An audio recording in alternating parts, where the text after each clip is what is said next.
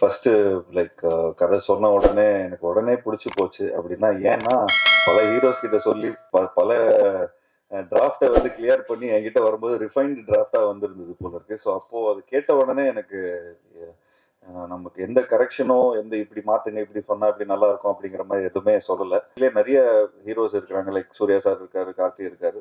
But இந்த மாதிரி எனக்கு ஒரு கதை கொடுத்தது எனக்கு தேங்க்யூ ஸோ மச். என்னோட ஃபர்ஸ்ட் 10 இயர்ஸ்ல வந்து நான் நிறைய கொஞ்சம் எக்ஸ்பெரிமெண்டலான ஃபிலிம்ஸ்லாம் பண்ண ட்ரை பண்ணேன். அந்த பாணியில அந்த ஒரு இதுல இந்த படம் வந்து ஒரு லைக் இந்த நெக்ஸ்ட் ஒரு வர படங்கள்ல வந்து எனக்கு வந்து ஒரு ஒரு புதுமையான ஒரு படமா இருந்தது. சாதாரணமா என்னோட big fan of thriller films. ஏன்னா எல்லாம் போய் பிடிச்சி கடைசியில் இவன் தான்ப்பா பண்ணா அப்படிங்கிற மாதிரி சொன்னோன்னா திரும்ப பார்க்கவே தோணாது. அது செகண்ட் ஒரு ஒரு ரிப்பீட் ஆடியன்ஸ்க்கான ஒரு ஃபிலிமா இருக்காது. பட் இந்த படம் வந்து புரியறதுக்கே திரும்ப இன்னொரு வாட்டி பார்க்கணும். நிச்சயமா இந்த படம் வந்து ஒரு ஒரு என்னோட கெரியர்ல ஒரு முக்கியமான ஒரு படமா இருக்கும்.